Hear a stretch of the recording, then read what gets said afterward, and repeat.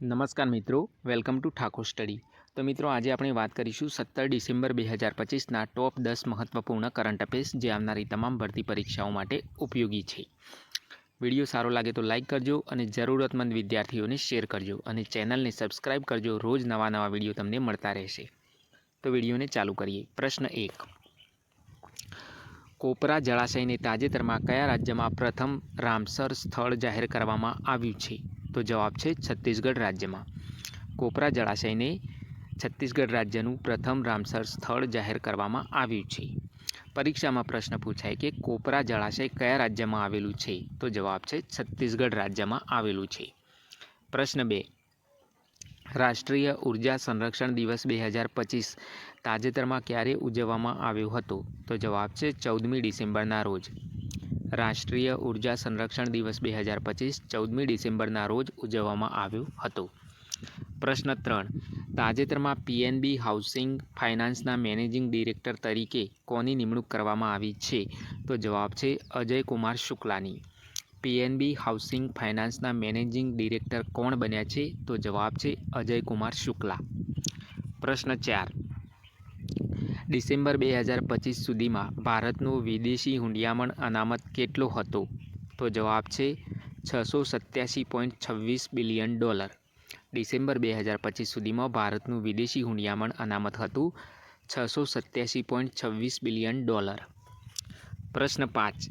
તાજેતરમાં યોજાયેલી FEI Asian ઇક્વેસ્ટ્રિયન championship 2025માં ભારતનું મેડલ સ્ટેન્ડિંગ શું હતું? તો જવાબ છે ભારત 3જા નંબરે હતો.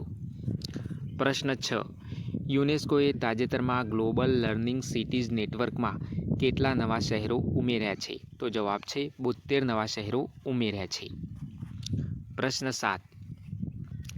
કોલસાના સંસાધનોની સમાન ઉપલબ્ધતા અને શ્રેષ્ઠ ઉપયોગ સુનિશ્ચિત કરવા માટે નીચેનામાંથી કઈ નીતિને તાજેતરમાં કેબિનેટ દ્વારા મંજૂરી આપવામાં આવી છે?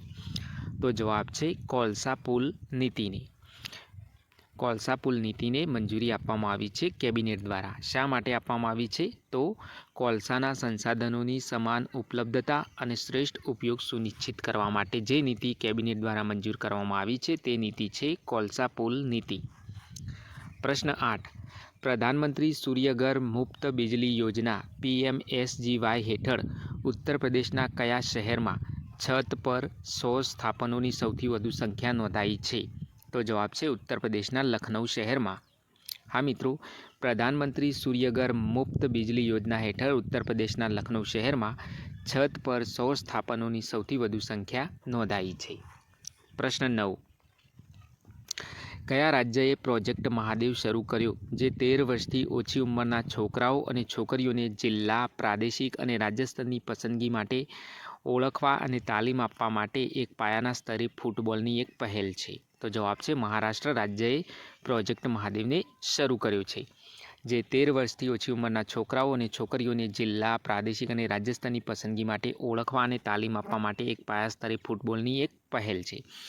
પરીક્ષામાં પ્રશ્ન પૂછાય કે મહારાષ્ટ્ર રાજ્ય દ્વારા શરૂ કરવામાં આવેલી એક પહેલ કે જેનું નામ છે પ્રોજેક્ટ મહાદેવ એ કઈ બાબતને લગતી છે? તો ફૂટબોલને લગતી છે. પ્રશ્ન 10. નીચેનામાંથી કઈ સંસ્થા AI સંચાલિત ટેક્સ સંશોધન અને આંતરદૃષ્ટિ પ્લેટફોર્મ ટેક્સ પ્રજ્ઞા શરૂ કરવા માટે તૈયાર છે?